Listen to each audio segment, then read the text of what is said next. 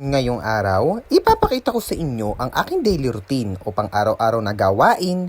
Kaya tara mga ka-siblings vlog, samahan nyo kami sa panibagong video. Naalala ko kasi may nagsabi sa akin na bakit ang itim ko daw sa personal, pero sa video, napakaputi ko.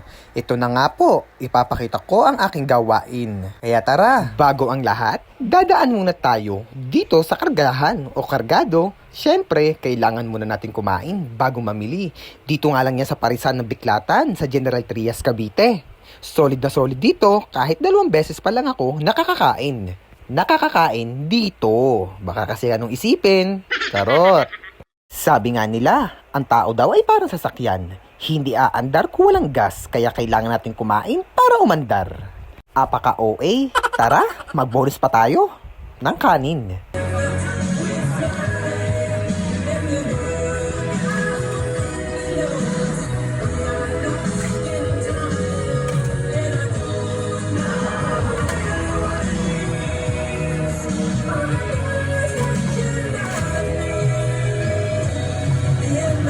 Matapos makakain, mapultang, tayo ay lalakad na. Kaya thank you kuya sa parisan mo ha. Solid na solid. Tara, samahan nyo na ako dito. Dito sa Genstar Plaza. Dito lamang yan sa Cavite. General Trias, Cavite. Oh, eto na po yung buhay ko. Oh, ito yung gawain ko sa araw-araw.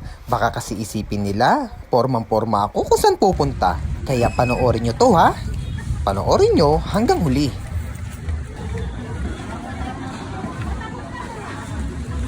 Hoy kuya, bawal yan. Bali nga po pala, nagtitinda ako sa court. Nagtitinda ako ng mga tusok-tusok, mga ganon. Kaya kung matatanong pa kayo kung bakit ako nangingitim, panoorin nyo lang to ha. Huwag kukurap. Akala kasi ng iba, mayaman ka. Akala ng iba, mapera ka. Kaya ito po, ang patunay sa araw-araw kong gawain. Sa araw-araw na pinagkukuhanan ko ng pera. Siyempre, gusto ko rin mag-thank you sa aking nakakasama, sa aking kaibigang na si Ate Sheila, lalo-lalo na rin sa aking hipag na pustiso. Charot, huwag natin gaganyanin si Ira. Solid na solid yan pagdating sa mga ganitong gawain. Dito sa gawain ko araw-araw, init ang kalaban, kaya kung walang tiyaga, wala kang nilaga. Ayun ang kasabihan ng matatanda. Kaya kung kayo ay katulad ko, sa araw-araw ay ganito ang gawain, sobrang solid nyo at pinagmamalaki ko kayo dahil nagagawa nyo ang ganitong trabaho.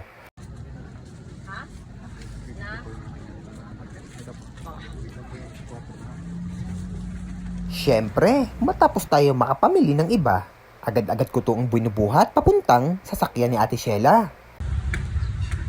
Dito ay ipinakita ko rin ang aking likod na basang-basa ng pawis. Parang naligo ah. Siyempre, tiyaga lang. Para sa gustong buhay. Ganun talaga. Oh, sabihin nyo ang OA ko ah. Gusto ko lang pong ipakita ang buhay ko sa araw-araw.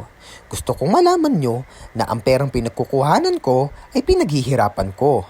Meron kasing iba dyan, nagkapera lang, mataas na ang tingin sa sarili. Kaya sa akin, bakit ko ba kayo pakikialamanan? O, pasensya na ha, medyo nabubulo lang ako.